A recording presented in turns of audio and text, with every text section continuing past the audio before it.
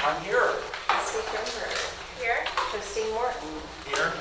Is Trustee Holm coming or do we know? You won't be here. Okay, Trustee K. Here. Student Trustee Grimberg. Here. We have nothing to report out of closed session. So go on to approving the agenda. Are there any items that need to be moved in the agenda? Someone is saying we're still going to do the organizational aspect. And we'll do the review. Well, we can talk about that later. I would assume we have to. I don't know. I don't know what the rules are in the it has to happen. I know it has to happen today with missing a board member. We have our organizational meeting today. We're going to talk about committees. So the idea, can we put that off, or is that something that has to happen this month? I believe it's number, you need to move it. It's on the agenda. I didn't know. Yeah, I think we can go ahead. If we have issues, then we can postpone that. So are we moving anything? No, we're not moving anything. Okay. Okay, so it's 5:05. So we have a public hearing that's been noticed regarding the accounting of developer fees for the 2016-17 fiscal year. Is anybody here to speak in this public hearing?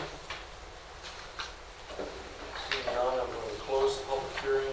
We have a resolution later on the agenda that will go into that item. That's where it is, yeah. There's 9.8. So the next item is the consent agenda. So motion to approve the consent agenda. Can I pull 6.7 or just make a comment? Why don't we pull it and then put that later? Okay, just a one-sentence comment. Okay. So we're pulling 6.7 from the consent agenda and putting it on the regular agenda. Let's see, we'll put it between 9.7 and 9.8.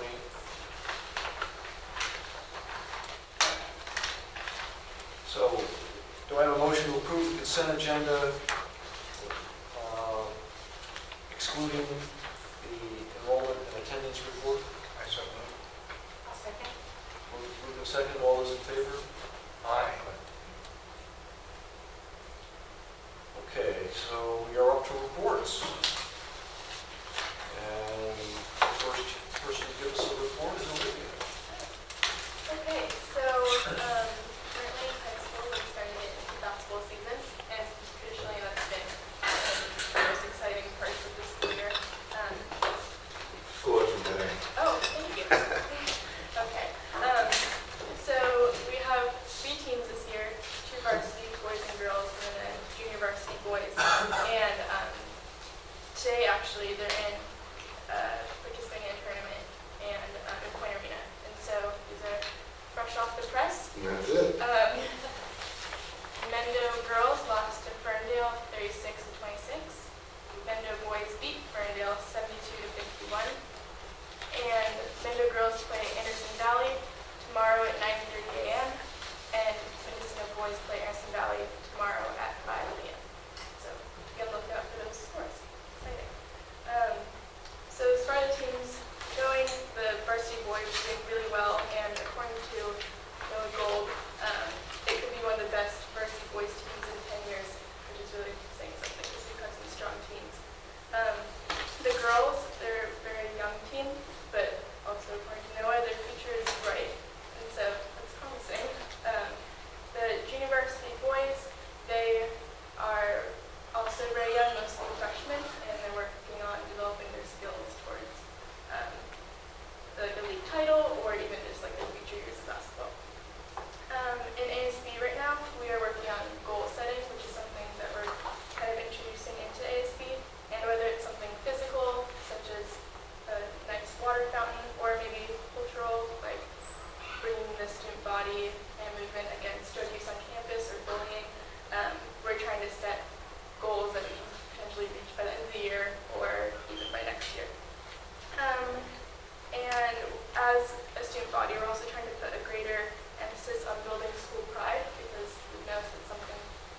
lacking in recent years. And so whether it's at basketball games, having small competitions during halftime, or even just more activities during the school day, during breaks, we're trying to pump up the school spirit. That's all I have to report. Okay, thank you.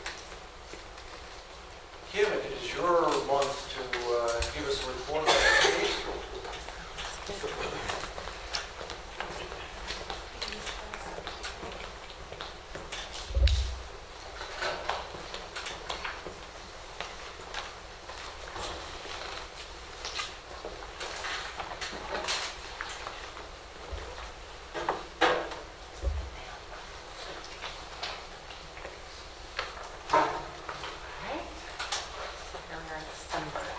All right, so happenings around the K-8.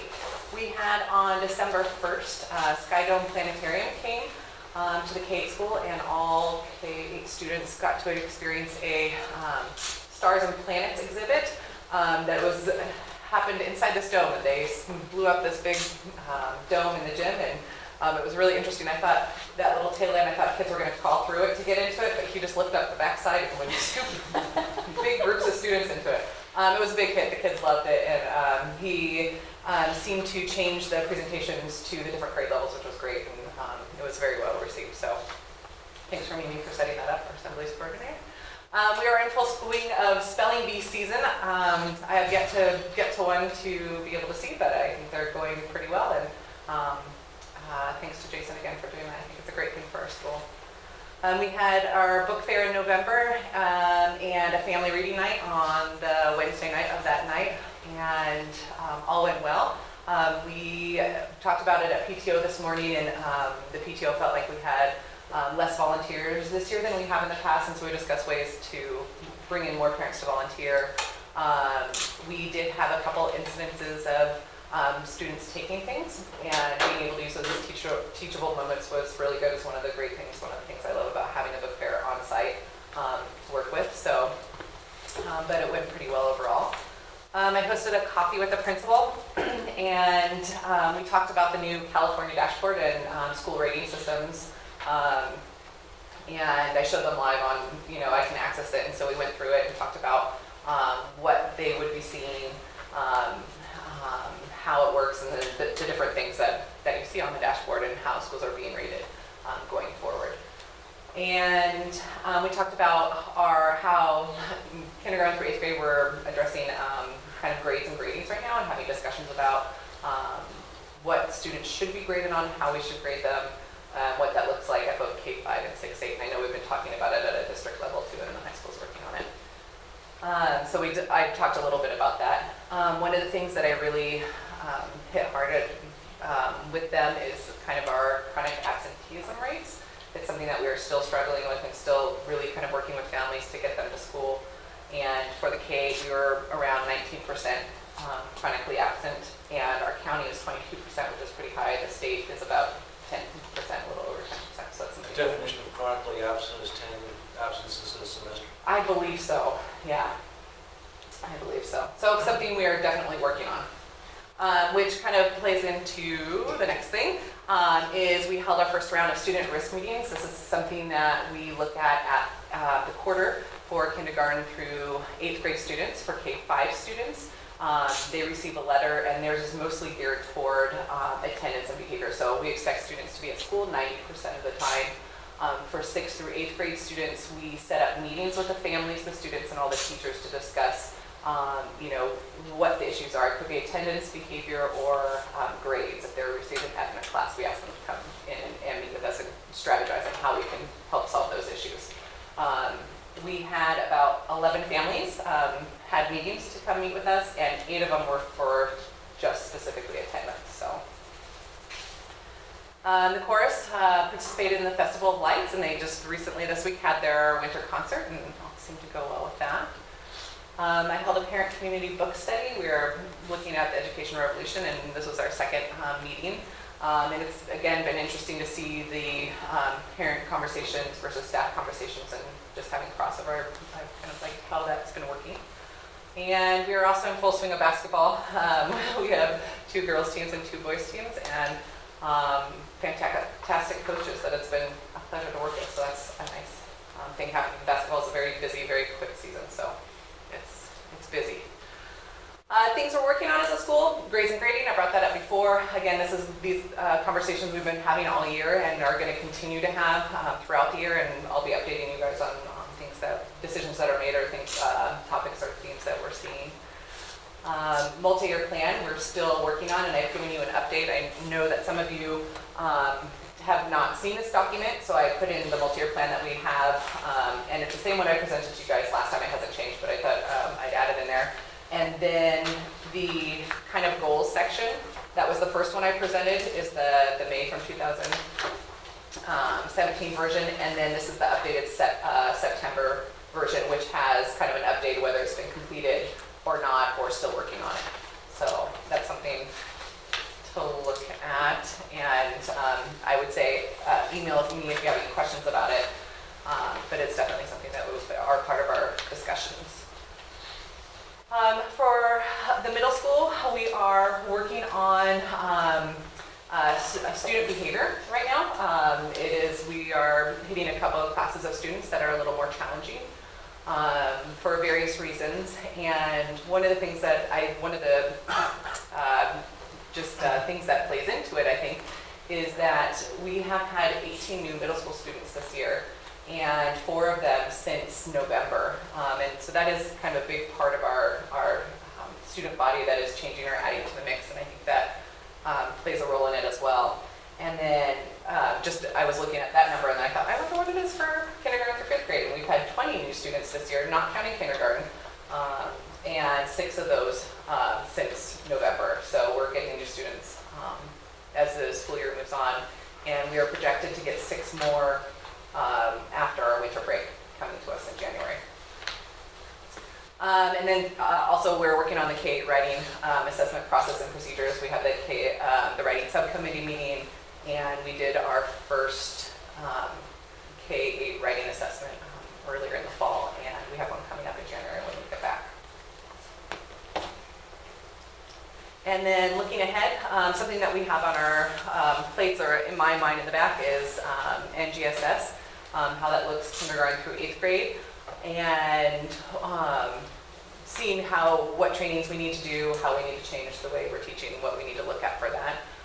Again, K-5, we've been concentrating on the newly adopted ELA and math curriculum, and but in the coming year or so, we're going to be transitioning to science. We've also been discussing a little bit about a substitute teacher training. It's something that we've had an idea and have done in the past before, but really bringing it back and making it solid at the beginning of the year, having a training for the substitutes who want to work at the K-8 school, teaching them about PBIS, kind of our school rules, expectations, that type of thing. And so that's something that we're going to be working on at an admin level, and then also with leadership, and then the wider staff. And then something I thought I would just bring up is the PTO is working on a new idea, and they're going to have a spring dance, an adult dance that they're working on in March. So we'll see where that goes. And that's it. I had a couple questions, and maybe other board members will have some too. You mentioned, I think, if I did the math, 36 new students, some of them in September, but we still seem to be lower than we had last year. So where are all the old, where are we losing the students to? I don't know. I didn't look at that. I can look at that and see. I know that in kindergarten in particular, it's been a transition thing back and forth, that we've had students moving in and out of that class like crazy all year, and it's a challenge. I'm not quite sure where students gone. If it was a bigger class graduating, it would be something I need to look into. Mm-hmm. Yeah. And my second question was, with the issue of absences, have we identified 2 or 3 main reasons for them? I mean, missing the bus, not getting breakfast, parents not getting the kids dressed in time. I mean, right. Are these the ones that came up to the top of my mind? Those are the Yes, yeah. It's a wide range of issues. And for some, we had a family whose car broke down. They live outside the district. They can't get here. And so we solved that, got on bus passes or arranged for teachers or parent friends to transport.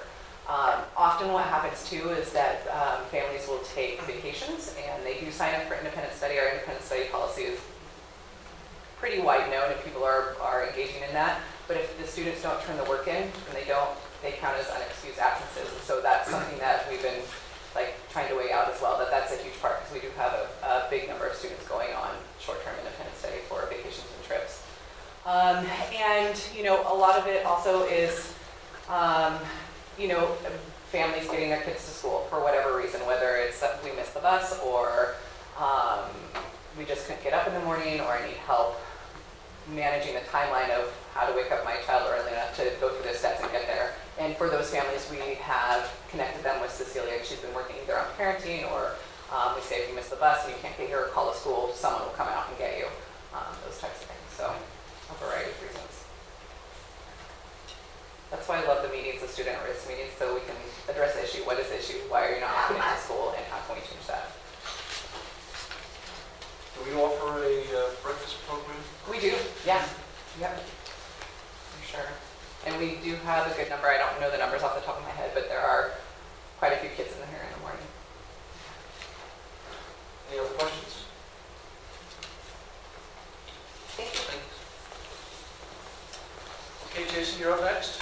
All right, the Student Planning Committee was able to get a survey out, so we sent it out last week. And it went out to, I think it was this week. It went out to all parents on the listserv, and it went out to the community announced listserv. Paul posted it on his site. So we have, and then we have all students are going to take the survey in grades 6 through 12, and then all staff members will take the survey.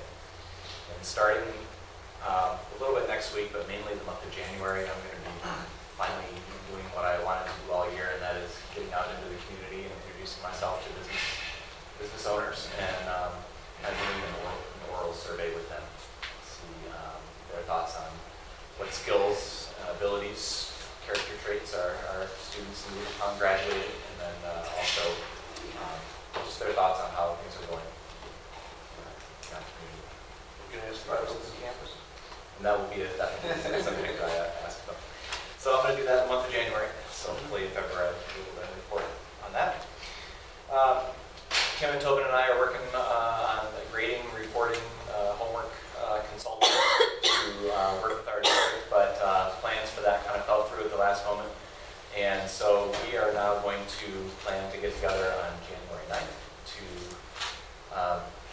plan for the January 24th minimum day professional development of teachers. So we're going to set the stage for that. We are still looking for someone from the outside to offer their expertise and their support.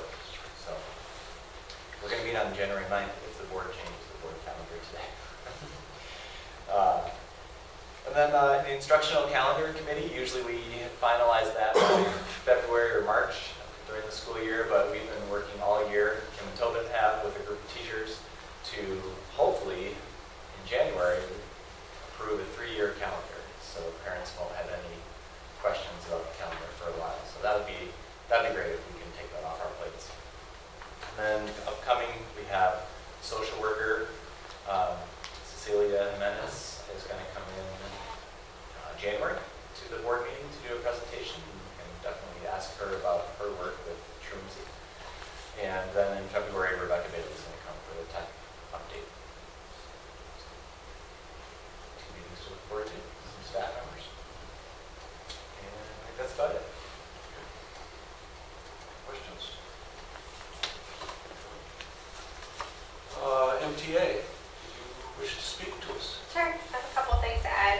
He's kind of covered a lot of it. At the high school, just the teachers have been doing a lot of talking conversations about PBIS and kind of fine-tuning how they're targeting behavior issues with students, and because that's relatively new there. And so just trying to have some conversations and make progress on that.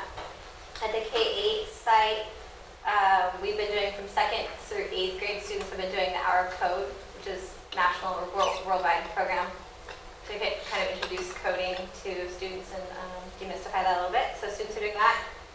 Planetarium, chorus concert.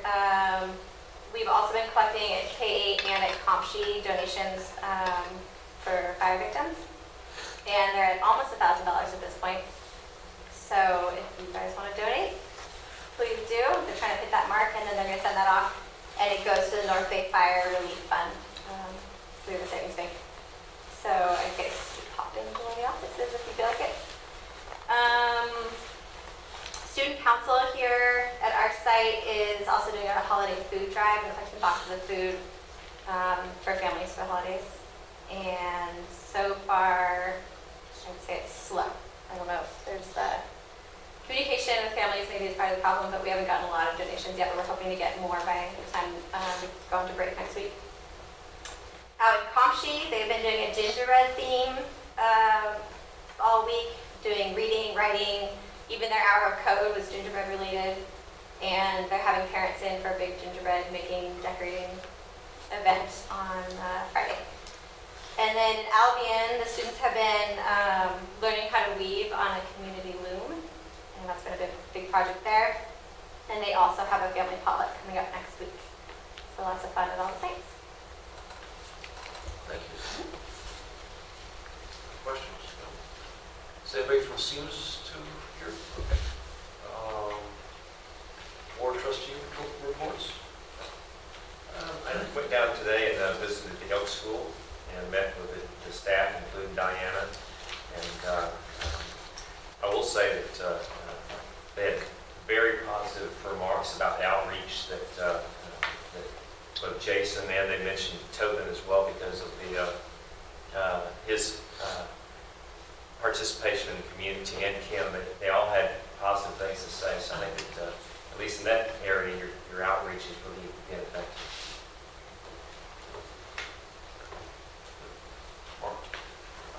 Let's see, we had our monthly MCN meeting Monday, and MCN is hard at work on a new project to expand broadband access into some areas that don't have a lot of choices here at the moment. Hopefully this will serve some students, for example, that don't have good internet access, and that's starting to ramp up.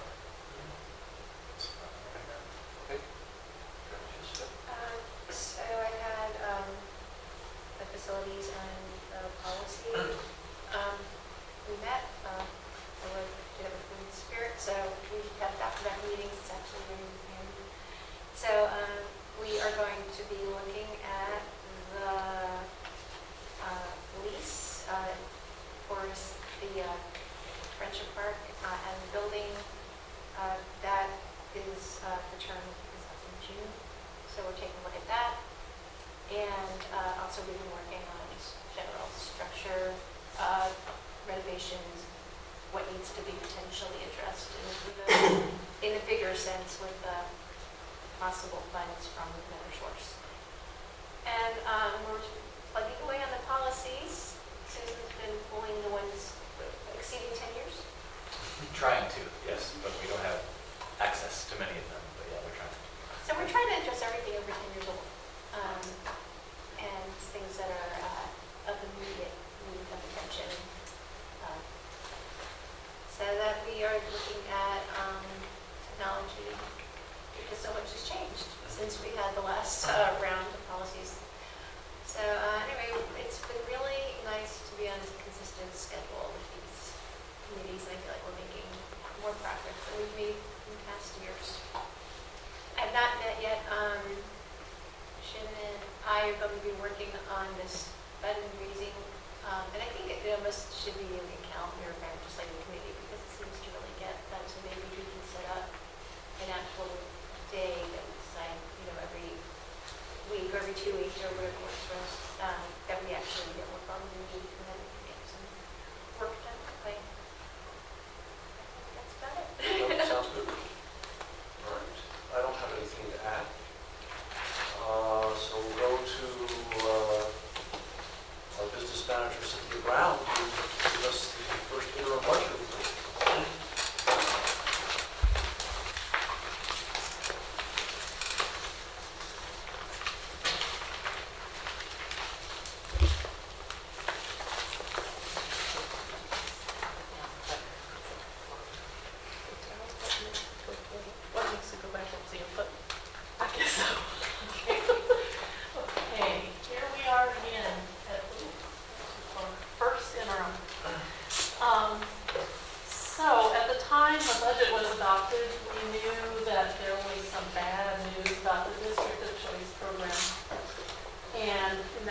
been baked into this budget, a big cut of $225,000.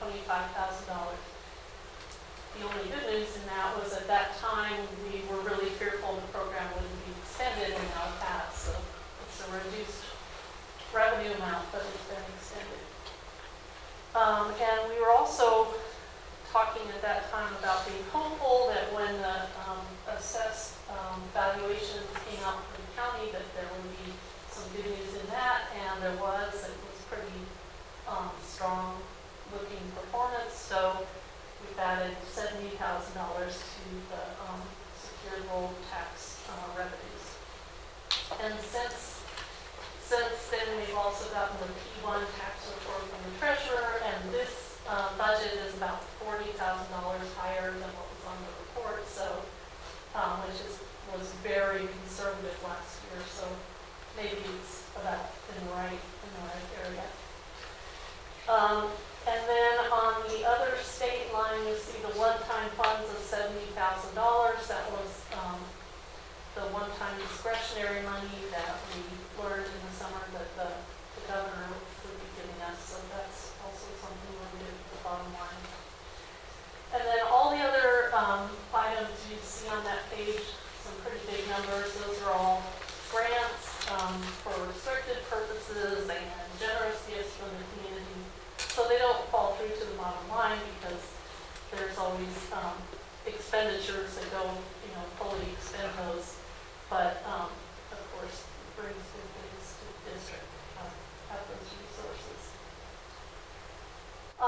Expenses, salaries, and benefits, just some small tweaks as people have gotten hired in and I've reviewed my benefits detail and things like that.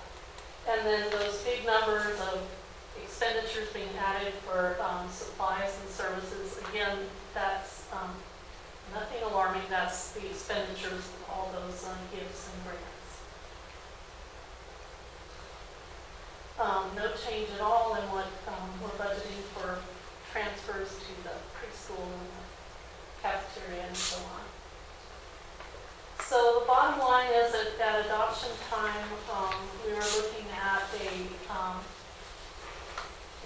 unassigned balance of $1.85 million at the end of the year, and we're now looking at 1.9 because because of all those changes, and then also because there was some positive carryover from the previous year. Oops. Did something bad. We get out of it. Oh,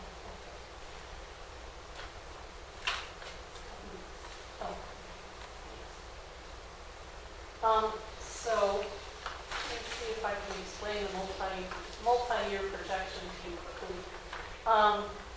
So I've broken out some things on the revenue side there at the top that are where there's holes in the out years. So we have our one-time discretionary money for this year, and then of course we have no information about the next 2 years. The allocation of leftover ROP money that the county office had was something that we were wishing we could put into our multi-year at adoption time, but basically we didn't have permission to. But now it's pretty much been nailed down that for 3 years, starting next year, the district will receive about $50,000 a year. So that's in. And then with the CTE incentive grant, next year we're asking for less money as part of this because there's a 2-for-1 match. This year it's 1.5 to 1. The first year it was 1 to 1. So that was sort of the plan, is that the first year there would be some expenditures for equipment and some, sort of extras for the program. And then by the third year we'd just be asking for what we could afford to match and using it for labor. So, and then in the third year, multi-year, that's over. And then the Prop 39 revenue and the SUMS grant revenue, those are just special restricted items that are, ending or just, they're just, in the budget this year and they're not in the next two. That's not anything that affects the bottom line. Special ed is the latest thing where there's been bad news. The SELPA, the county SELPA, is going to be cutting the allocations to all districts in the county by 8% starting next year.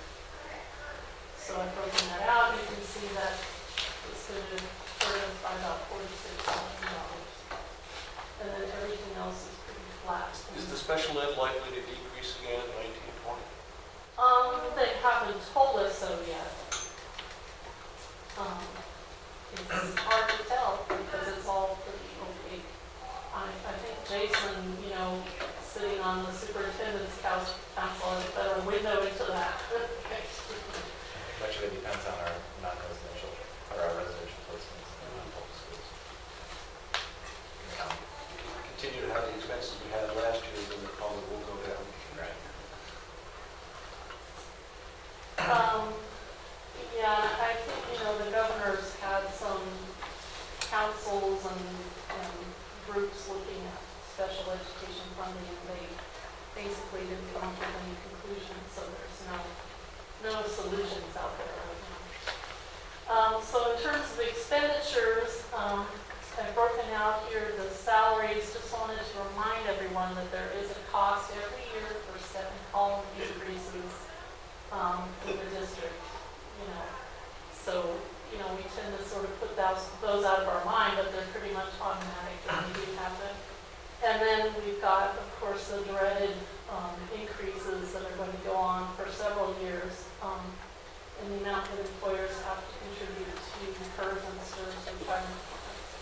So Those figures are more than the teacher costs, or as much as the teacher costs. it's a lot of money. Yeah. It's really a lot. I think this district is fortunate because the tax base will hopefully continue growing, and there are other districts in California are coming up to full funding under the current model, and so they're not going to see possibly that growth, and then they still have this contented. And then everything else is pretty flat, and no major changes to the adopted budget. Just wanted to show you again the horrible slide with 5 years of PERS and STRS decreases. So basically, with these rates going up as they do, for the PERS, for the classified employees, we're looking at about a $200,000 cumulative increase in cost over the 5 years. And it won't be done after 5 years. I mean, this is going to march on up to about 30%. And then with STRS, we're looking at about $180,000 with what we know now. STRS sort of does 3 years at a time by statute, so we don't really know, even what the 5th year is really going to be. So it's just, it's big head. I mean, for anybody who isn't sure what those percentages mean, for example, PERS for 1819, 18.1%. That means for every, $100 that a person earns in that category, are classified employees mostly. We're spending another $18.10 in addition to what we have already been spending, right? No, I guess that's total. No, that's total. $18.10 additional for toward their pension. It used to be 8.5% for Yes, teachers just a couple of years ago, it was single for digits. decades. Yeah.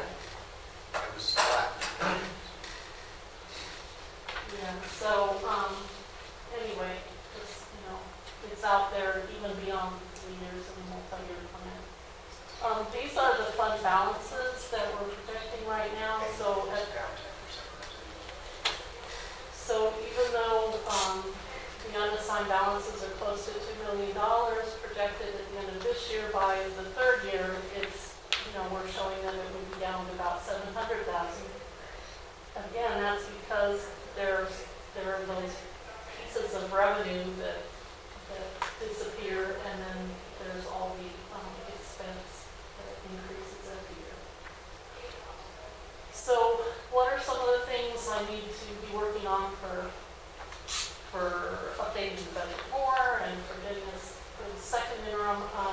Of course, the big item out there is negotiations. There's nothing in this budget for additional salary costs.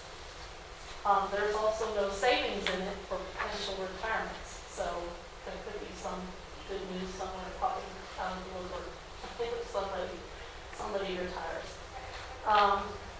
And then special education costs, I think I'm going to have to take even more revenue out because I had put in revenue for this. It's this item that we invoice for every year depending on what's happening in the program, and it's for $25,000 per one-on-one aid in the district.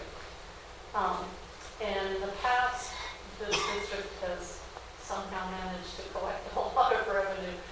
But this year, after discussing it with the folks from the SELPA, they came and visited Jason and I recently. I think I'm going to have to,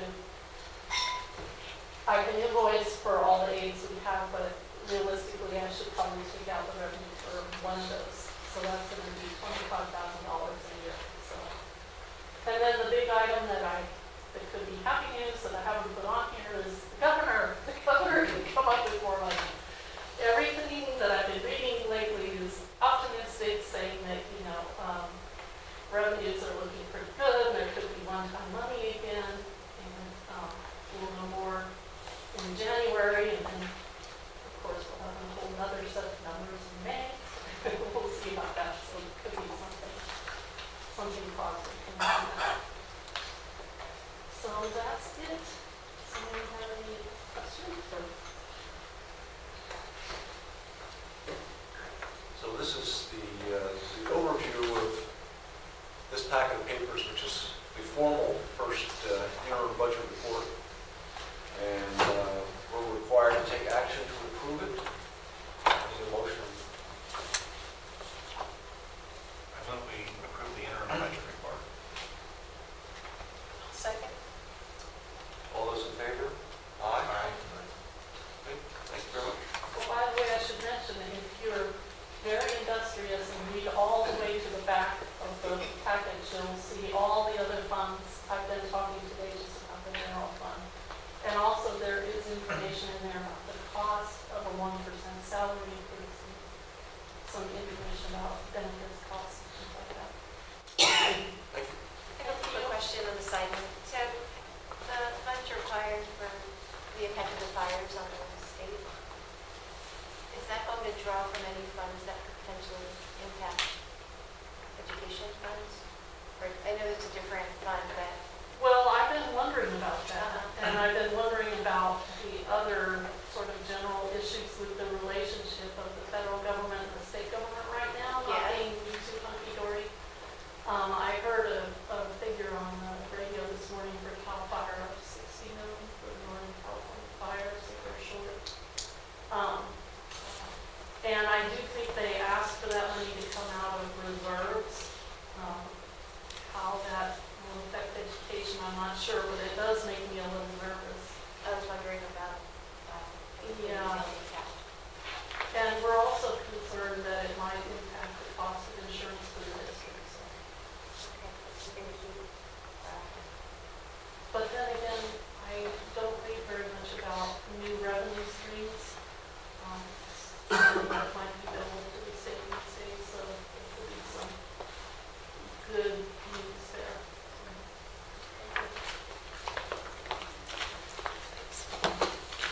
Okay, so we're up to 9.2, Board Trustee Area Discussion.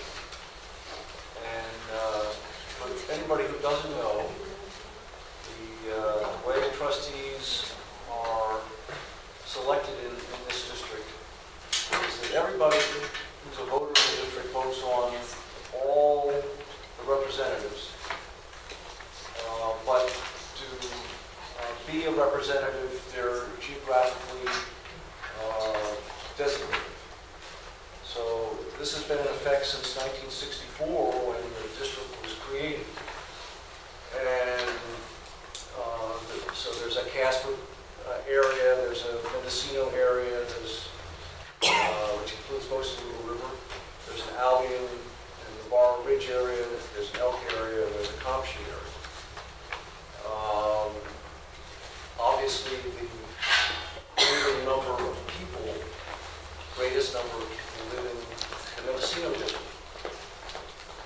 So we, have situations, like, let's say, last year's discussion about the Elk School, that sometimes irritate the Mendocino residents, saying, we're not as able to be on the board. I mean, obviously, if there are, and I'm going to be, I don't have the actual numbers in front of me, but if there are 3 times as many people who live in Mendocino as live in Compsey, let's say, it's probably more than that, then an individual might think they have less of a chance to be on the school board. Anyway, because of that issue, Jessica wanted us to talk about it, and do you want to start off?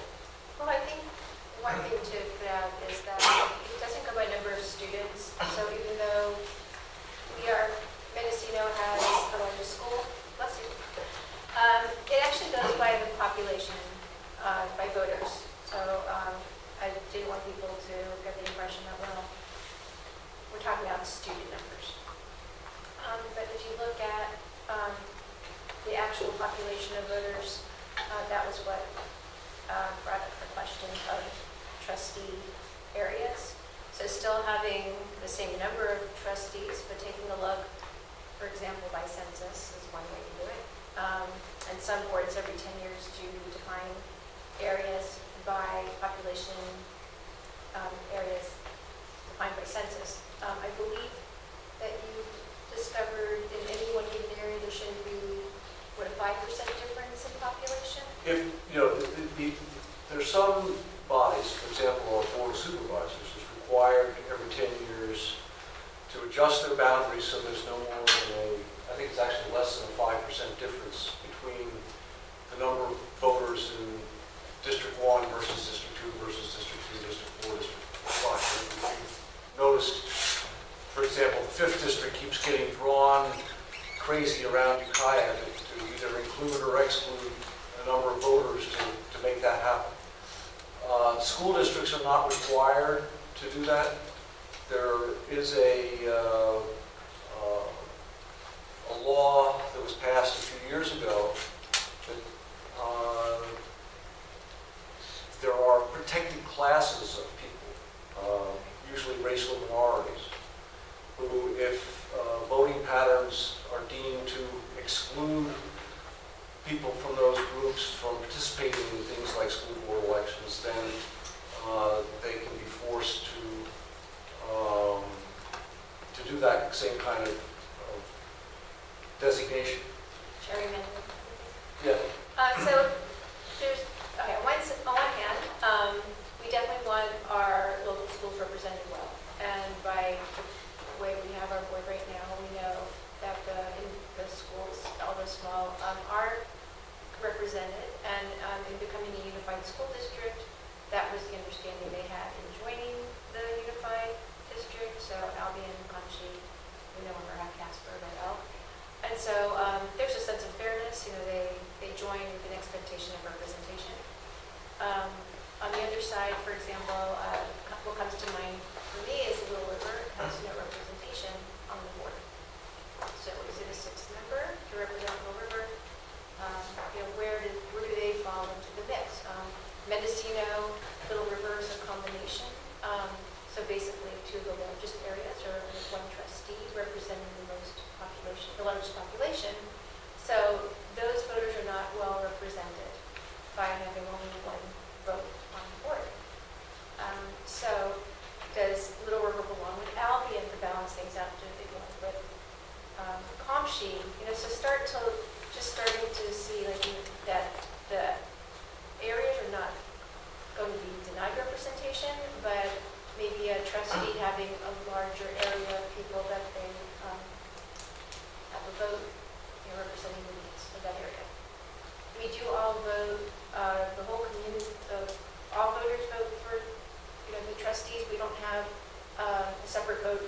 Comshi, for example, and so it's all voters are voting, so, there is, even an even distribution that way, but the boundaries from where a trustee can live is what I'm looking at, and changing potentially where the boundaries are for the trustees. Good. That's the- Isn't there confusion right now on exactly where the boundaries are, like between, like, there's no definition that I know of. Like, is there a road? Is it Jack Peters Bridge between here and Compsey? Is it what road from Little River? Let me try to describe. Yes, it's very clear in terms of what precinct you're in, which trustee area you are in. What's not always clear is from your address Right. where you actually, what precinct you should be voting in. I think in our district boundaries, I'm going to say there are 40 precincts. And they range in size from 2 to 900. And so, I was talking to people at the county elections department, and they're not going to redraw the precinct maps. That's not going to happen. And part of the reason why there's such variety is some of these areas that used to have lots of people have been depopulated. Maybe 100 years ago they were shanties, and now it's forest. So the principle of trying to figure out how you could expand, the geographic areas. I went through the existing existing precincts, and tried to figure out a rational way of extending boundaries. But for the first example, Surfwood is in the Mendocino district, the precinct of Surfwood. It's next to the Casper district. If you're going to expand the Casper district, then it would include now Surfwood. That's the first immediate district. And you have the same thing coming up from the south. If you're going to expand Elk to make bigger population, you're going to get into, where the Albion trustee lives at the moment. Or So- Little River and Compshi. Yeah. We don't have a trustee, but potentially someone in Little River could then hold the Compshi position. So it would affect, But I mean, there's no geographical, there's no, like, the Navarro River isn't the cut and dry. And the Navarro River is the current cut and dry boundary between Elk and That's understandable, but when you move up, then you get your problem. right. And because the disparity is so large, I think that the Mendocino district has a greater population than the other 4 districts combined. If you were to make them, you were going to pie-shaped and create 5 districts out of the existing precincts, every one would have a majority of people living in Mendocino, which I think would be totally different than what we have now. So I was looking for better representation for the voters, that if we were to have better boundaries by population, not the footprint, but actual bodies, voters, that would be a more democratic. Yeah, I can see the problem where, where Little River, does it belong to Compsey or does it belong to Mendocino? You know what I mean? It could be. Little River currently is Part of Mendocino. Mendocino, and that actually, Little River is what made me, it inspired me to bring this up because Sure. Mendocino is already such a large population for one trustee, and then another significant size population is combined with the already largest Right. population.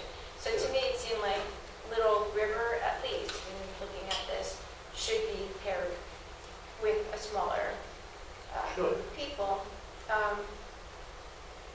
So that's how this came up. And you talked to some people in the community, and they said, yeah, it's a big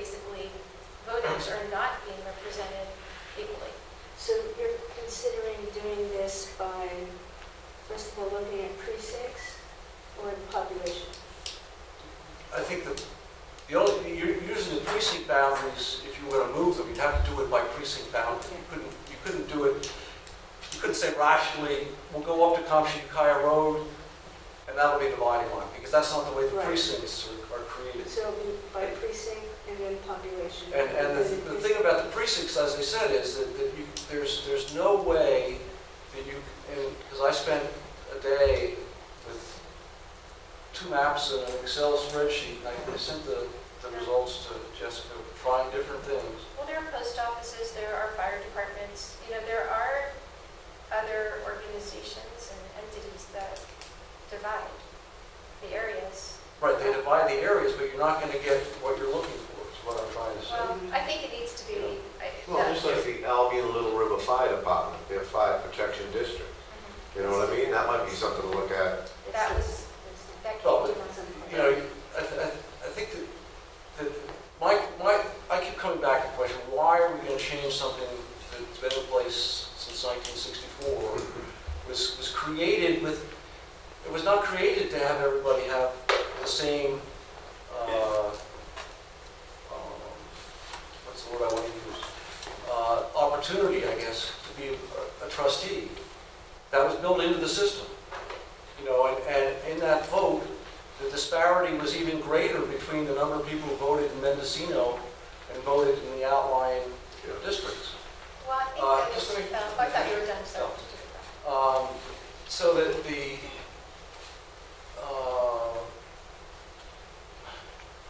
one of the things that was in one of the articles that Mark researched at Kelly House indicated that at the time, voters were being told that no school could be closed in their area if the majority of parents in that area wanted that school to be left open. It's not even that. One person. One person. One person could keep the school. And we, Which may be the law, and we need to find out. we were wrong when we closed the Oaks. Here's that article, so Yeah. here's some history for you. Take a look at, Mark found that for us. I just think that if we'd had a lot of contested school board elections where people were saying, I want to be a school board member and I'm being denied my chance because I have to run in Mendocino, I might be more amenable to this, but I really think that it's a system that works as well as now as it did in 1964. There were, I think, valid reasons why it was created, to preserve the outlying schools.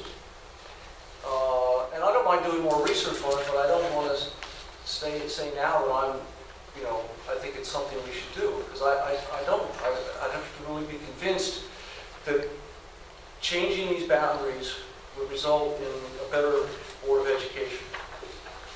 I think there are so many complex crossing issues here. Everybody votes for your representative. I vote, if there's an election in Comanche, I vote. We cast first. We vote. Everybody in Mendocino votes. So let's say some people want to close the Comanche school.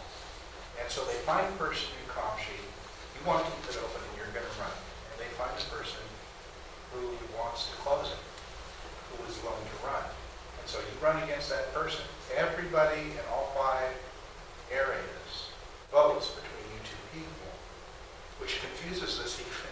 So that clarifies it.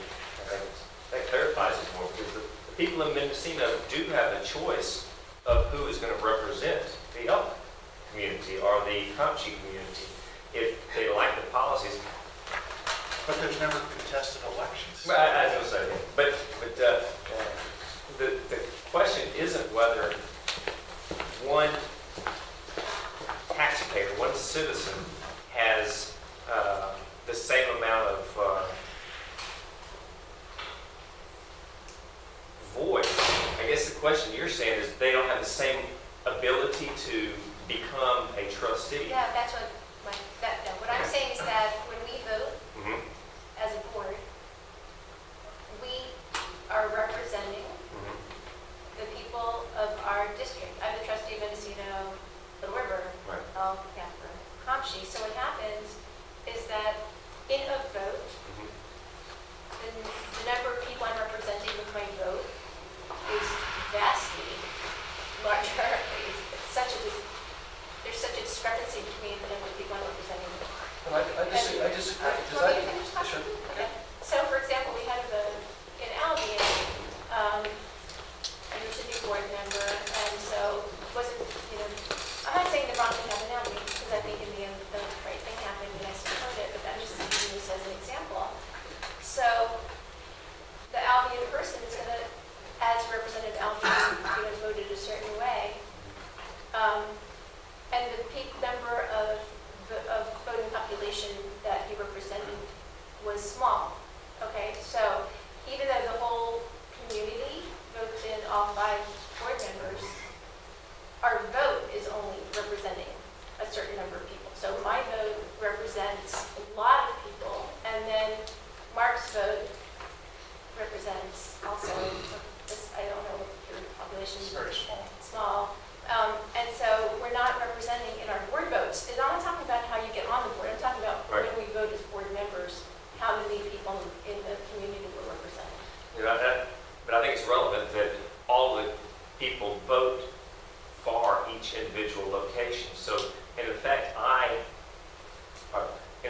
Mark was elected by people from Mendocino, whereas if there was somebody who competed with him and thought more along the lines of what the Mendocino people thought, then they could vote Mark in. I think because of the historical precedence of the 5 communities coming together to have a unified school district, that has to be respected. And I don't see that people aren't having the ability to vote in people who are along the same lines of priorities, basically what they want done by the school That's district. true, but I'm talking about Little River mainly, because when it came up. So Little River is grouped with Mendocino, Right. which means after that vote, I had people in the order say, well, where's our rules? Mhm. No one's representing Little River. Yeah.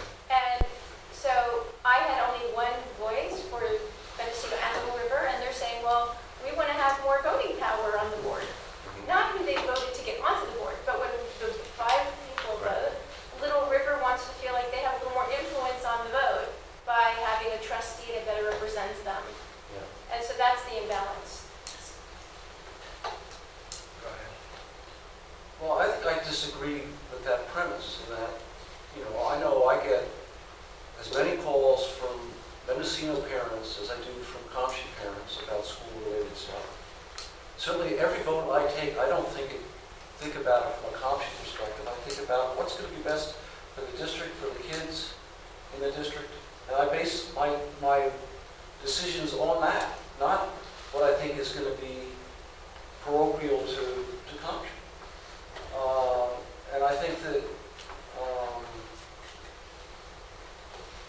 if people in any area feel that they want to have their voices heard, they call all 5 of us.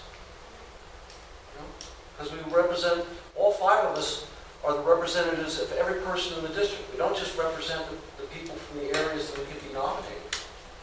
So I think it's the right of the community to have some voice in this. I really am curious what the community feels about the distribution of voting members of the board to how they're being represented. And I think it's worth putting that question out for the community. How would you like to do that? How would you like to gather community input? Well, I know somebody who does a lot of posting. I think it's worth having a discussion. I don't know, the best way to do that, but I think it's worth a discussion. I think if we were to have a discussion, we would have to really have a clear presentation because it is really complicated. And I'm really confused about what I think. Because if I just separate it out to one issue, which I think is the only issue, and it's the issue that was in Albion, where this becomes more that each of us represents our area, it's maintaining the outlying schools. I think on all other issues, we're all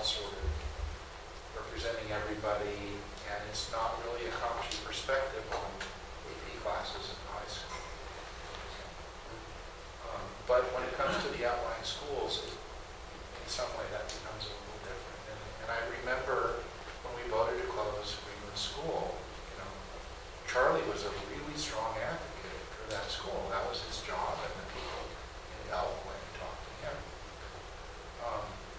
But everybody votes for the person from Elk, except that nobody's running against anybody. So we're all appointed, or most of us. So it becomes very confusing, and I just see two really strong arguments that are on both sides.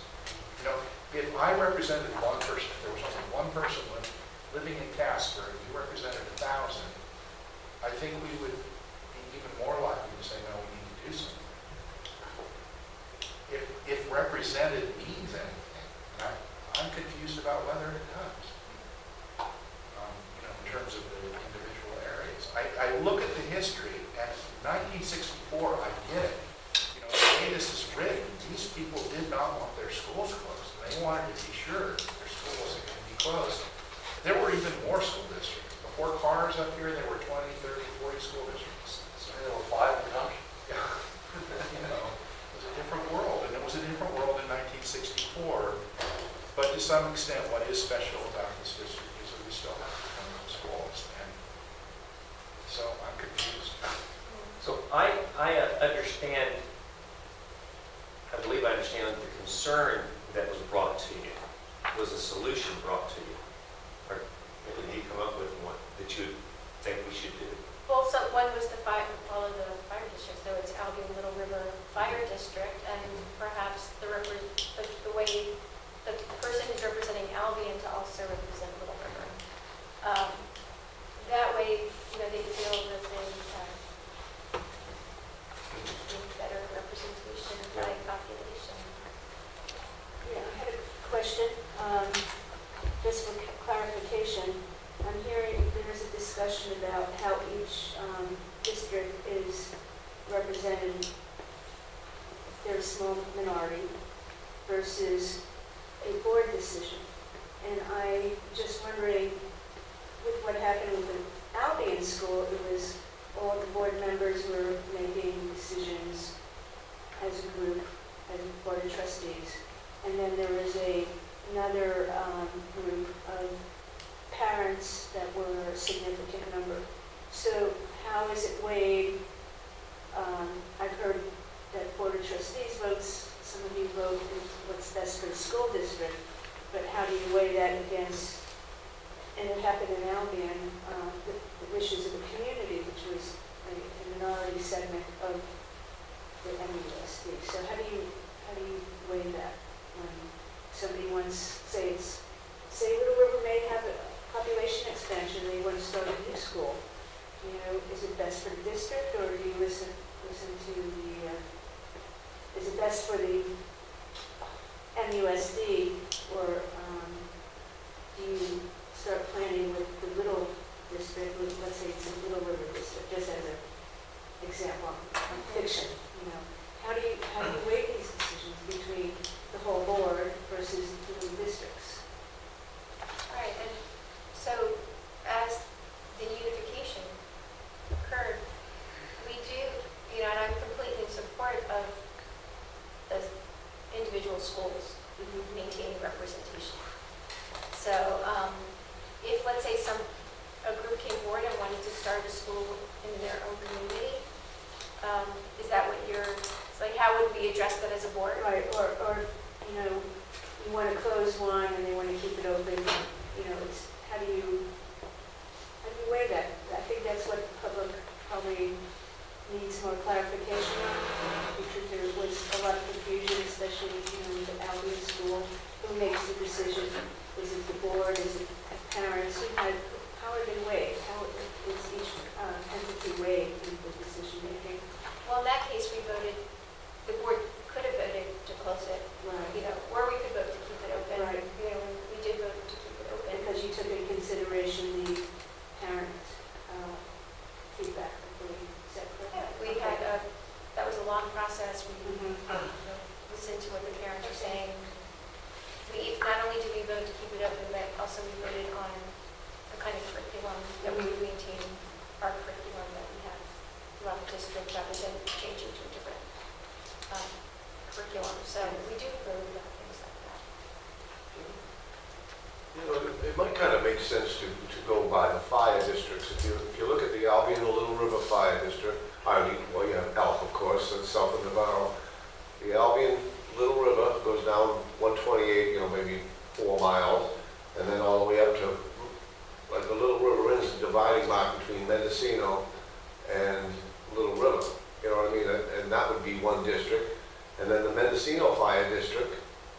Then you have your Comshi Fire District, and then with the northern boundary for the Mendocino Fire, because Fort Bragg responds to the Casper, that would be the Casper District. That would be kind of delineate the boundaries, wouldn't it? Well, you could delineate the boundaries. I don't think it would change the population imbalance. I think it would decrease the Casper. I mean, Casper would then become part of Mendocino. Where's the Casper line right? Is there a Casper line right now? Is there something painted across Highway 1 that we know where? In terms of the school district, Yeah. Surfwood is the northern part of the, Mendocino. no, 409 is I Casper. think part of 409 is Mendocino. It's split. There's some weird thing with 409. My address is Mendocino, California. No, but your My precinct my precinct is Casper. is Casper. My question is, I don't think you can even it out. That would be, you know, as you're describing. But is there a way to modify it just a little, to move Little River and to move a little more into Casper? Still, this would be the large district. But I don't know if it's worth it, but Well, that was my question, because what's involved in just moving a couple precincts one way or another? because I tried to do that. I mean, I sat and I said, okay, we expand the Casper district to include Surfwood, that precinct. And you increase Elk and include the Laurel Ridge. And then increase the Albion district to basically the Van Dam border. And then you could increase Comshi West to the Big River area. You know, if you see the map, you know, the Comshi Fire District is about half the size, maybe a third of the size of the Comshi voting area that's allowed to nominate the trustee for Comshi. So the Comshi District Fire District is actually smaller than the existing Comshi board seat precinct area. Maybe you should make a future agenda item, and we could put up the maps and just take a look at them, because you know, I'm kind of baffled between precincts and population and everything. We're just blindly talking about it. You know, I'd like to actually see it. The precincts are not logical. They're logical for 100 years ago. Right. They're weird. Well, just like district supervisory districts too. It's like gerrymandering the District 4 and District 5 on the supervisors. Do you know where Leonard Lake is? I've heard that. You know, it's Yeah. just west of Highway 101, about 10 miles. Right. That's in our district. Right. Yeah. That's in our district. Yeah. You know, there's an area north of Highway 20, you know, that's in our district. At the end of Mitchell Creek Road. Right. Go almost to Ukiah. Yeah. But those are districts that don't have a lot of people. Right.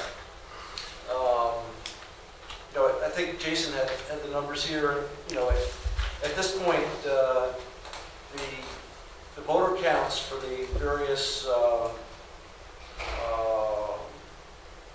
trustee areas. Elk has 290 voters. Albion Little River has 849 voters. Comshi has 477 voters.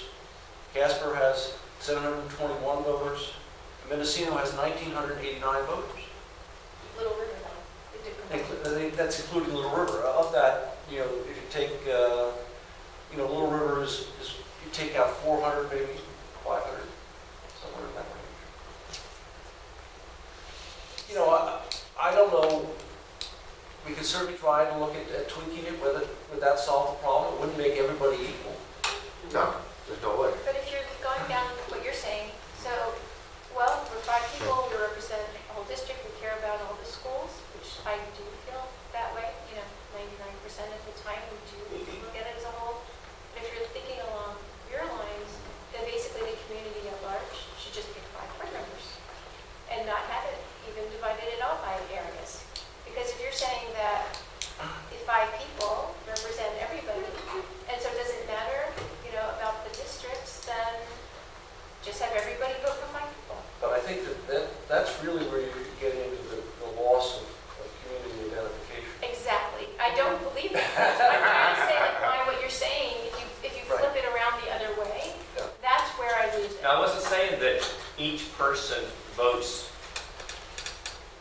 citizen of the community without regard to their own area.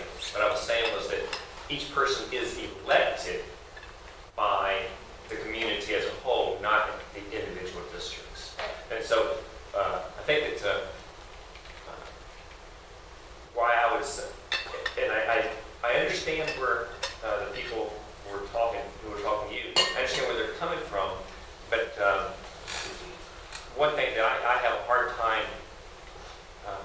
pushing aside is that each district, when they decided to give up their own district and become part of the Unified School District, they did that with the understanding that they would have local representation on the board. I agree, and that's why that's when I first started explaining all this. I Right. said, I completely see that there's a certain responsibility to honor, that Right. belief, that they would always be protected that way. Yeah. So that's where I'm also split, but I think when we bring, we can become complacent. And I get 1964, nothing much has changed in it. We can say it's been like this forever, but I think having these discussions inspires community to think. And, if we can get more people just engaged with, okay, what does this look like? I don't know if this process will, but if someone starts wondering, like, where, how does my vote really count? And what does it mean? I don't think there's anything wrong with, engaging the community, at least in this type of discussion. Well, especially since the community came to you and said, we have a concern here. And it is little river feels, we're bundled with you, and you have that one vote, and, then what does that mean? Like, how are we really represented? And so it was worth bringing up. I don't know what the next step is. I don't know if it's just, starting some casual conversation or saying we need to have a meeting, which, as Mark said, is super confusing to even explain this process. But I think just having the community a little more aware.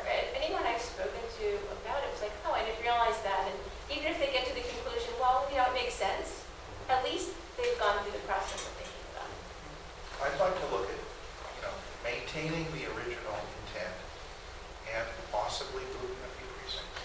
Not, unless it's a lot of money and time, I think it might be worth it. I think any change of the boundaries would need an election. So the cost of an election, like That's 6,000 or 12,000 or something. somewhere, depending whether it's a special election or consolidated with other things, it's consolidated, and there's a process that you have to go through to do all that. Is there a cost if it's consolidated? Yeah. Just pull it out. And one of the reasons we, for example, moved our elections to even number of years is because the assumption is that in even number of years, when you've got the whole slew of candidates on the ballot, that the cost for a district would be less than if it's the only entity on the ballot. I think, if I'm reading this right, there's a county committee. Well, there's even that. The county board of education, Don Cruiser being the 5th district representative on that board, would have the initial say-so, but they have to have someone would have to come to them. Either we would have to come to Yeah. them or somebody else would. Would have a public hearing. Would have, then you get a public hearing, and then if they approve it, then it would go to an election. So, it's a process that takes a period of time as well. But I think we'll fall short of that point, because we don't have a plan, we don't, so I think that the next thing might be to call, not a board meeting, but a community meeting to talk about this issue, and see who shows up and what their opinions are, and then proceed from there. There is one slight thing that I heard, which is technically a voter could take us to task on this legally, because we are not, as a board, we are out of the balance of numbers of people represented. I don't know if that's true. Someone mentioned it, but that's unheard of. I think, the state law I referenced earlier about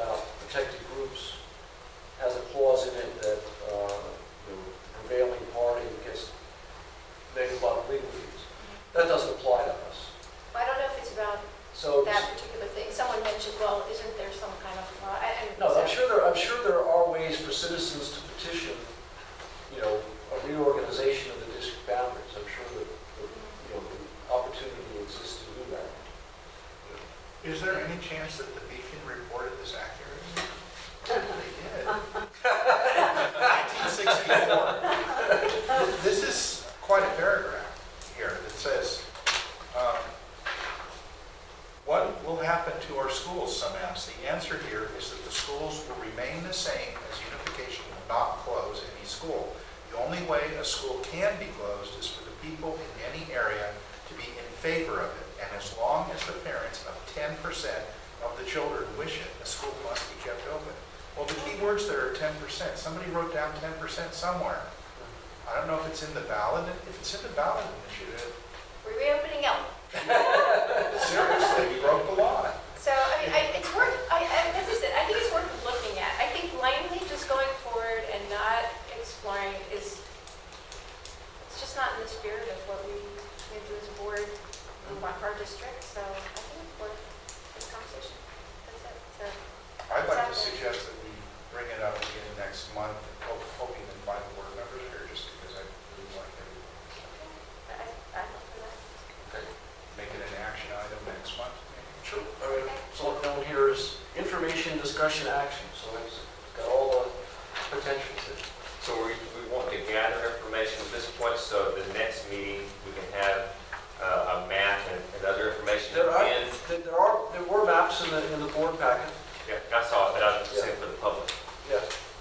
And there's also the current precinct list and the current population voters per precinct. And I did some spreadsheets that I shared with Jessica that I can share with the rest of the board. If you'd like to see that, see what would happen if you did X, Y, or Z. Well, thanks for indicating all of this. It's important. We strayed a little bit past our 6 o'clock timed item for parent community comment, but I didn't see particular boards of people sitting in the audience. I know Paul also has anything to say, but he I doesn't. have 2 matters this evening. One thing I want to express my disappointment. Usually, the meeting before Christmas, you have some brownies or Christmas cookies or something. I've looked around and there's nothing here, so I put that down. And I have, well, bad news, but it's actually good news. I have been playing Powerball continuously. The jackpot's up last Wednesday night, $230 million. I had the cash option for $145,100,000. Didn't win, but the jackpot, no one else won either. That's the good news. And the jackpot this Saturday is $250 million. Cash, I took the cash option for $157 million or $100,000, and the chances are very good that I'll be winning, and there'll be some improvements to Mendocino High School in the offing for the new year. So that's my update. Once again, Paul, I credit your optimism that this will be the... This is the week. This is the week. You want the deficit number again? Yeah, we'll take care of that. We'll take care of our little deficit. Okay. There is no one else who wanted to speak for parent committee comment. Our next item, 9.3, is consideration of changing the January 9th board workshop meeting in order to attend an educational conference in Sacramento on February 2nd. We mentioned this at our last meeting, and all the board members have agreed to go to Sacramento for this conference. It looks like a good event, and we'll have opportunities to learn and talk among ourselves about things like where the special ed is going, what the appropriate ways of measuring district achievement should be, Without violating without violating the Brown Act, right?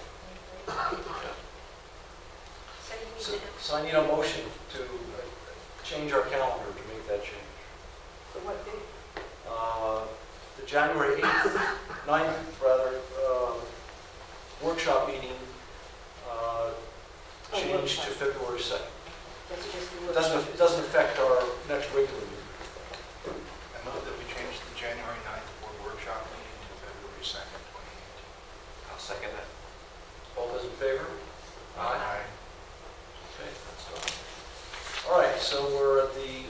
organizational meeting to select officers of the board. And this part, I think, is required by law to happen in the first meeting in December. And we elect a board president, a clerk, and officially appoint the superintendent as secretary of the board. Brown Act is very clear that only 2 board members can talk outside of meetings about any particular issue. And so this is one of those times when no one, the board majority has not figured out who's going to run for what. Because Jessica and I have talked about this, and Jessica and I are both seeking to be president next year of the board. I want to turn over the gavel to either Jim or Mark for this item, assuming that you're not choosing to run for the board. I'm not. Okay. Okay, Mark. Okay, so,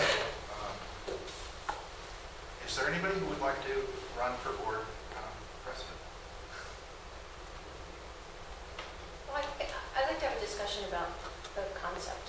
Okay. Okay, I don't know if I necessarily am looking to run for it or running for the board doesn't sound like something I'm very used to doing. Usually it's up to accurate and this board with committees and such. But I do have a feeling of we are, 5 members, 5 votes. Nobody really is, there's no more significant board position than any other. We each have different tasks. But I do think there's merit, and I was looking at other boards, and some boards automatically rotate, and then, someone will come up to clerk, and the next year they're the president. There are different ways. I know that the Board of Supervisors, they have policies. Is it 2 years that no one stays president for 2 So years? just 1 year and they rotate. They rotate. Except they don't let newbies Okay. come in. So I feel like, I check, okay, is it about how much knowledge you have, and, what are the factors on someone taking the clerk position or the president position? And it really is more like giving everyone an opportunity to be the one steering the meeting, and bringing their own certain style to the district. So the short of it is I think that there's merit to different board members experiencing the different positions. I've been president before. I think if you wanted to step in, it would be a good experience, or at least if you wanted to be clerk, then you could participate in doing agenda setting. But I think the idea of everyone bringing their own vision to the board, given that this is a board of everyone is of equal standing, I think there is merit to not necessarily having a default, okay, yeah, let's just do this again.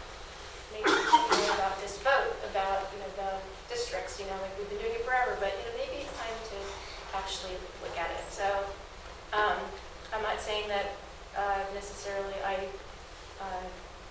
this is my run for president, it's not like that, but I do think that we need to, as a board, everyone bring their own flair, take the different positions, and contribute, from the various perspectives of the board. So that is my feeling.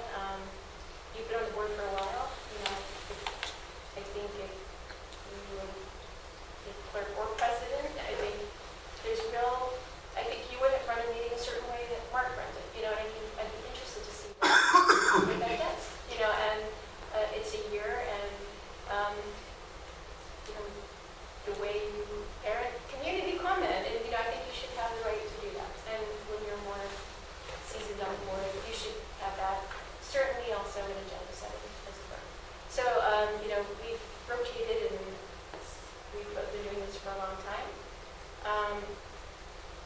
I think you would be a very wonderful president, but I'm not sure, if there's a reason you absolutely just don't like the idea at all, but I would love to see you step in as president, and maybe you're kind of new, but I was wondering if the spirit would like to be clerk, just to have people have that experience. if not president, the equivalent of clerk, and participate in the agenda setting. As the person running the meeting at the moment, I'd be interested in clerk, but not president. If it doesn't guarantee you have to be president. Well, I think that that's the issue that Jessica's raising. You know, I think, you know, I'm trying to think, this is my 13th, 14th year on the board. And we've never had a policy that you know, had a line of succession. We didn't have a rotation policy, we didn't have a policy that if you report one year, you became, you know, the president the next year. And I certainly would not be opposed to having such a policy, whether it just rotated, you know, like the board of supervisors does, and, or if it, you know, if you report when you graduated to president the following year, and somebody else came in as clerk. Or not. The thing is, there's no have to on the board, you know, because no one should have to do anything, but, you know, the idea of having the opportunity is that, I did do a little research, CSB does suggest having some kind of rotation, and also, you know, what I've looked at on the internet is just, it makes for a stronger board as everyone has the various positions of the board, because you really get the full flavor and full perspective of every member. So with all of that being said, yes, I would enjoy possibly my last year, I don't know, but I would enjoy being president. And I completely appreciate how Michael runs meetings, and he's super smart, and he knows a lot, but I also feel like I bring you know, my own way of running it, but I also wanted to suggest maybe you would be interested, but you're not. Anyway, that's how this comes up. It sounds like I'm shaking up a lot of concepts, okay? But I don't mean to, but I just think we need to be a little bit more deliberate in how we function as a board. You know, I think that I don't think there's anything that Jessica said that I disagree with, because I think that ideally, you know, it would be something that we rotate. I think that it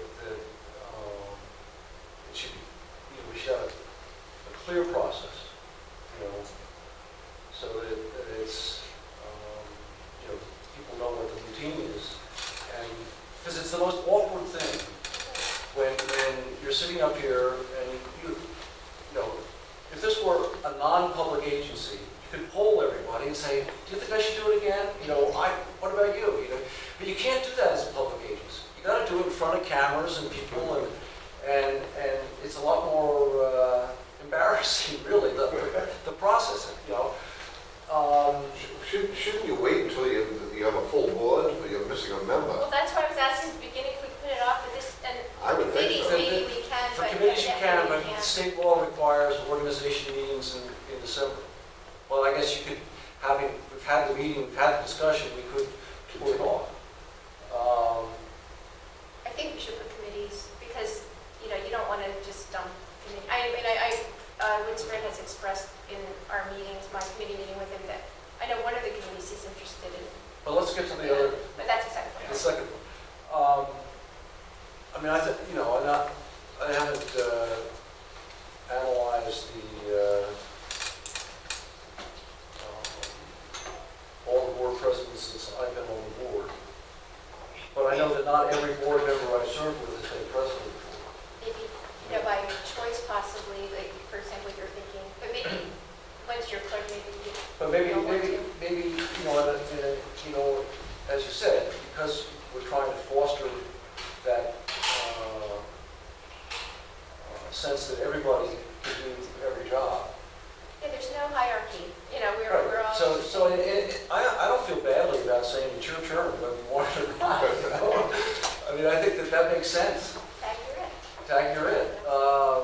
But I think that we haven't had that process in place. I think we can establish that process.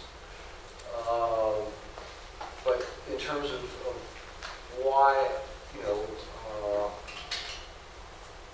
I would like to be president again next year, it's because I really enjoy it. I enjoy meetings, the atmosphere, the sense that I have, it's different than when I'm not a,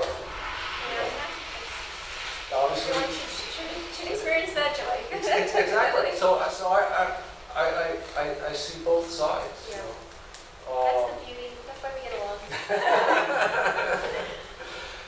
But I think, when I think back, the years I've been on the board, my first year, I was president of the board because we were a slate of new people, and we were changing the order of the board, and that's why we elected one of our members to be president. The next year, Gloria became president, and she is only now. She was president for several years. And then Charlie, I think, succeeded her. And then Jessica had a few years after Charlie. And then I went on the board as president. But I would like to be president again, so I will say, if someone nominates me, I will run.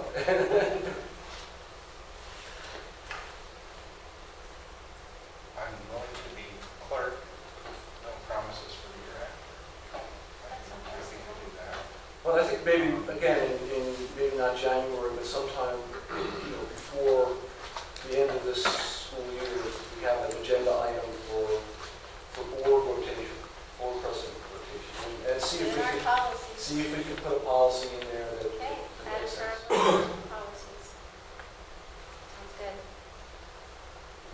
So now the awkwardness, because now you two have to decide who's going to be the president. And unfortunately, I It'd be a tie up. didn't want to come to that. So, yeah, that's, And like with the boundaries, I don't know what to say. so this is, I was hoping to avoid it, and then I could easily say, I'm happy to step back, but I think maybe not. I think I am going to point it out. I think it would be nice. I would take the chance to do it again. So. You're talking about president or clerk? No, I was thinking president, and I think we've established we would be clerk. Oh, yeah, you two have to decide. Okay. We can start with that. I think that. I nominate you to be clerk. Okay. Accept the nomination. Anybody else want to be clerk or nominate anyone? Or- Second, each vote. Okay. How about all those in favor? Aye. All those opposed? Okay, I guess I'm clerk. All right, president. I would nominate either of you.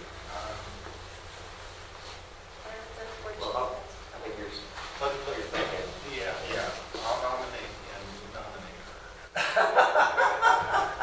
And then we'll vote and it'll be tough. Yeah, that's So the then problem. that'll probably legally justify holding it off until Okay. next week.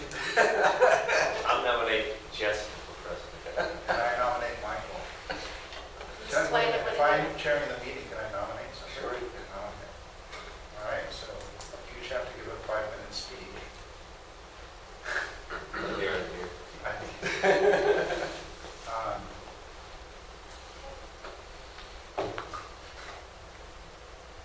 That's unfortunate. Yeah. I would vote half for you. And then we'll do 1.5 to 1.5. Then there would be Each motion need a second? You can just. Yeah, we need- What? I don't know. Flip a coin. Is there a problem holding it off? No, I think if the vote is 2-2, then I think you have we to should. hold off. But I think we should resolve it. I think as Paul said, I'll set, I think, we should have seconds and we should have a vote. And then we should. Okay, so the two of you have been nominated. Is there a second? Did we? I second. You need a second for the, you need a second for the Second. motion. Okay, so you both been seconded. Okay. Okay, all those in favor of Michael for president, raise your hand. Okay, all those in favor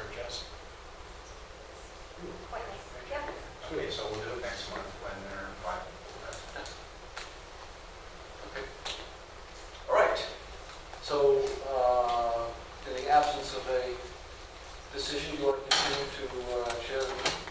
No. You're still president, Okay. legally. Okay. Okay. Can we have a motion to appoint Jason as the secretary to the board? I move that we appoint Jason secretary. I'll second that. All those in favor? Aye. Okay, that's done. So, you want to hold off on committee assignments Yeah. until next time and just continue the same committee assignments until next time? I think. So those committees can still meet? Then we're up to 9.6, approval of the 2018-19 meeting calendar.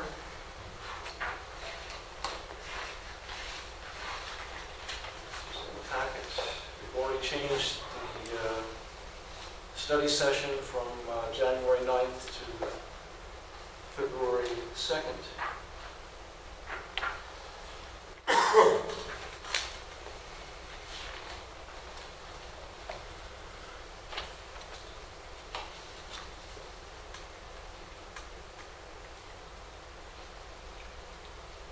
So we're just going to keep the high school every spring, every April. We're going to go to the high school. Okay. That's not part of the rotation.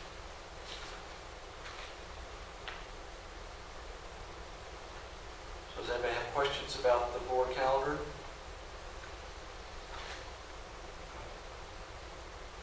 All right, have a motion to approve the board calendar.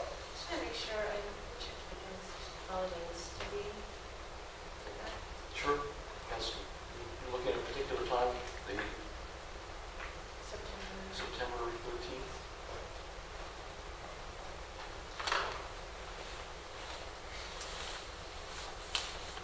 If you're looking for holidays, you can look at the worksheet, Jessica. Okay. Then we're good?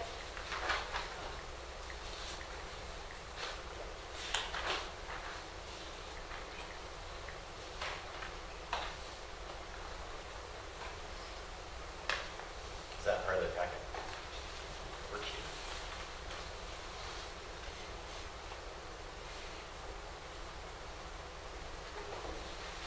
I mean, I didn't miss the holidays, but I avoided Right. special holidays. Yeah, we're good. I am fine. Okay, so motion to approve, I so move. second? Second. Second, all those in favor? Aye. Okay. Now, the action calendars is, it's just sort of a list of, a heads up of what things we discuss at what times of the year, mostly because of various statutory requirements. That these are not fixed in stone. This is down as an action item, so let's have a motion on this. Everyone have a motion to approve? Guys, just wait. Some more still reading. Make sure everybody's home. No, I'm ready. Okay. I'll make the motion. Second? All those in favor? Aye. Okay, now Mark, you pulled off an item to discuss from the consent calendar? Yeah, enrollment and attendance. Can we have preschool monthly on that report? Is that possible? Greenwood? You know, we can try. I don't know if we get those monthly, but Yeah, I would like to have that. And I was also wondering, from what Kim was talking about, is mobility, is that a lot of time to count that up? I don't want to add a lot of effort. But if we had some data on how many kids in the district are new, yeah, and how many of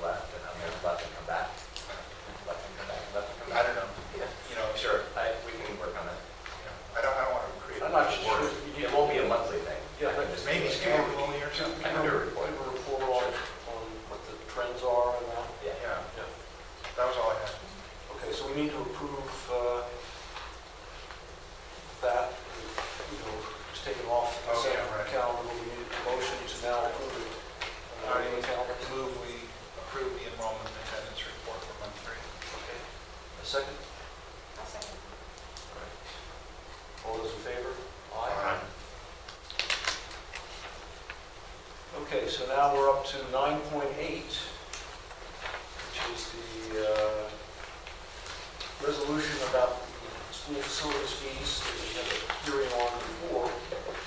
And basically, you know, this is one of those things that goes throughout the year.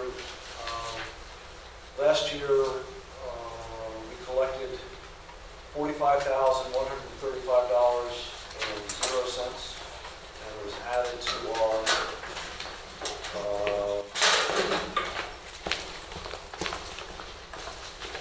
capital fund budgets. This is a amount of money, it doesn't go in the general fund, it goes into capital improvements. And so, for a long time, it paid for the loan when we had the portable campus. And after that, we used it for the final part of the building project. But now that we've finished that, we haven't been spending some, with the carry forward, we're carrying forward $128,000, which is available for restricted activities in that regard.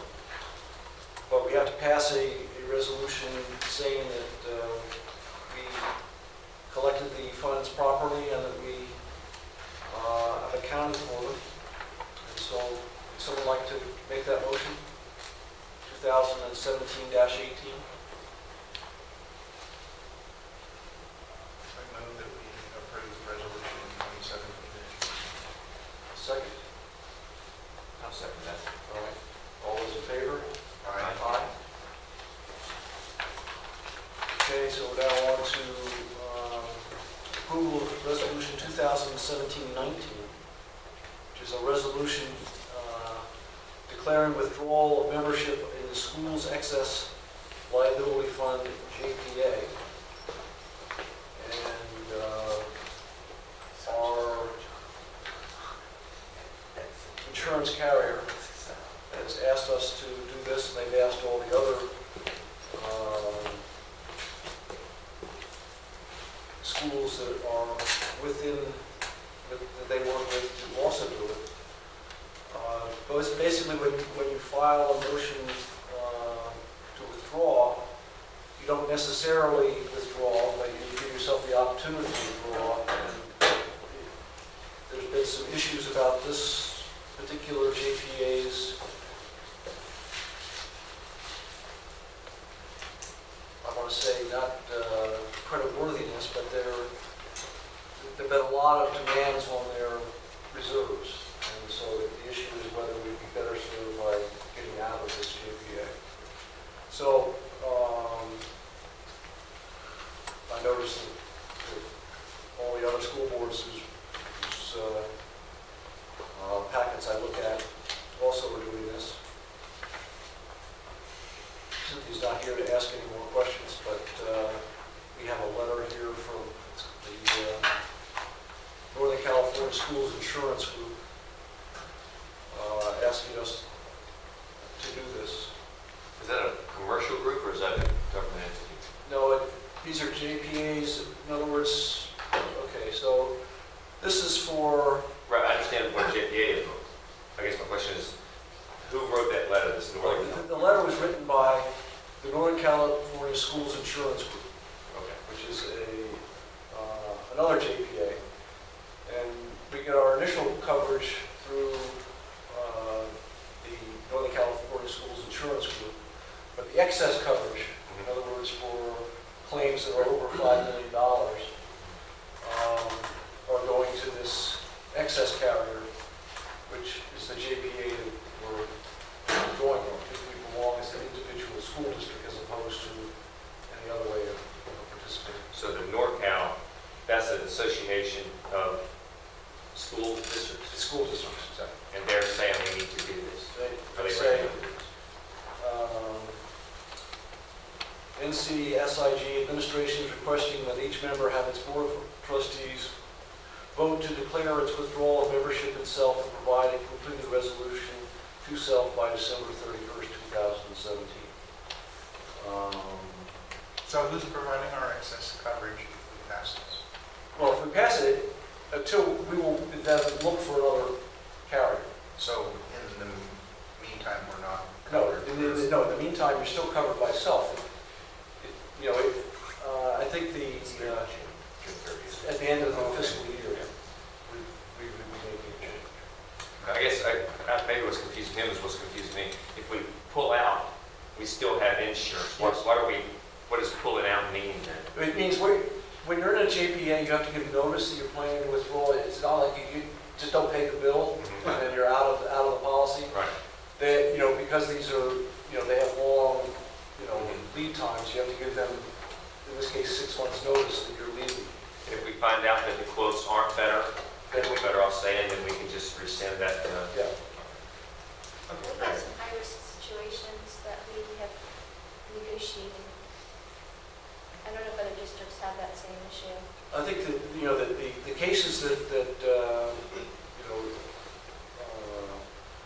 are stressing this particular thing are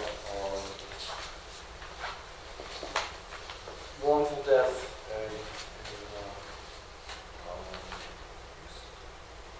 sexual abuse and harassment cases that are being now litigated in $20 million settlements and $30 million settlements against school districts.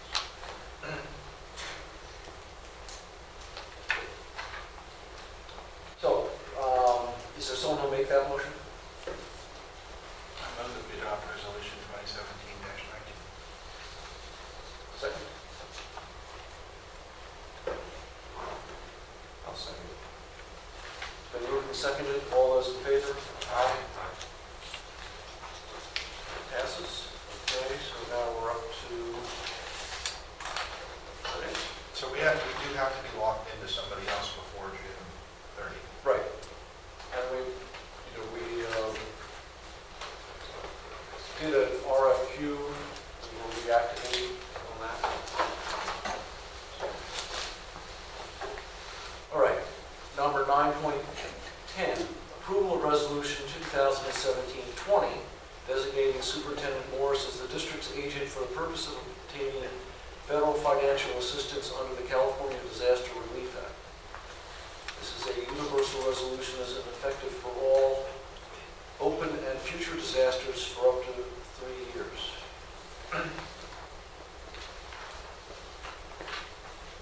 So if you see in the packet, there's a state form, you know, Cal OES 130, that we turned into resolution 2017-20 that says we're designating the superintendent as our representative in these things. I move to, are you ready for the vote? Yep. I move to approve. Second? I'll second. Moved and seconded. All those in favor? Aye. Okay. 9.11, approval of a variable term waiver request from the California Commission on Teacher Credentialing, which will allow a currently assigned teacher a waiver to teach English learners while she completes BITSA training. Upon completion of BITSA, she will receive her career credential, which will include a required certification for SDAIE, Specially Designed Academic Instruction in English. Board approval is required for this action, for this waiver. I move to approve. Second? Moved and seconded. All those in favor? Aye. Aye. Okay. So we're now to 9.12, approval of board bylaw administrative regulation. And there are two underneath that. One is conflict of interest, and the other is food service operations cafeteria fund. Jessica, did you want to? I don't think we have any comment on Jason? Yeah, these are conflict of interest we have to do every other year, I believe. Mhm. And then food service operations gives the school district the ability to declare a family in need free or reduced based on our attempts to try and reach out to them. There's a process that has to be followed, but it's pretty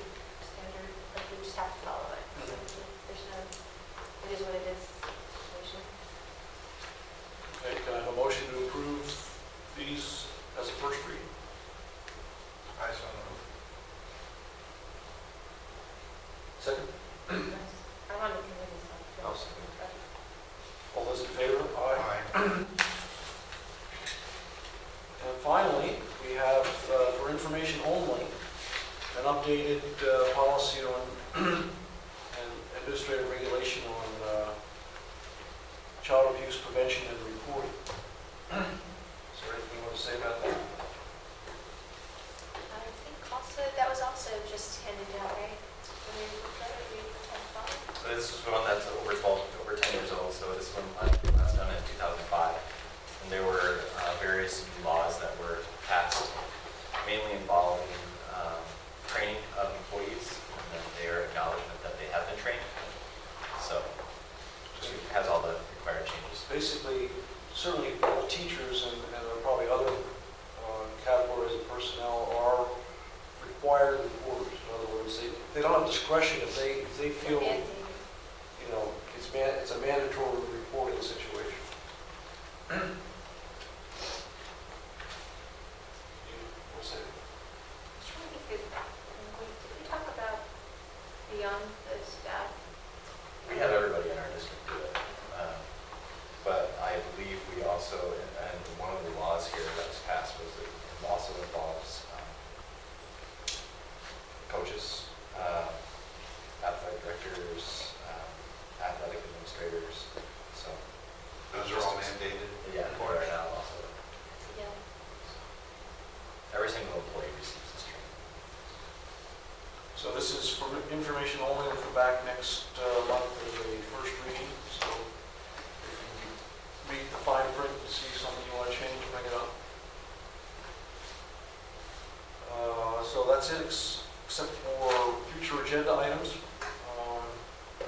We have the audit report, the cafeteria financial report, strategic plan update, Williams settlement update, the SARCs, the physical fitness and wellness report. Jason mentioned that the social worker is going to give us a report in January.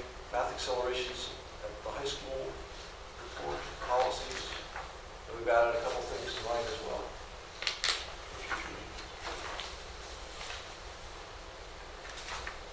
If no one has anything to add to that, I'll adjourn the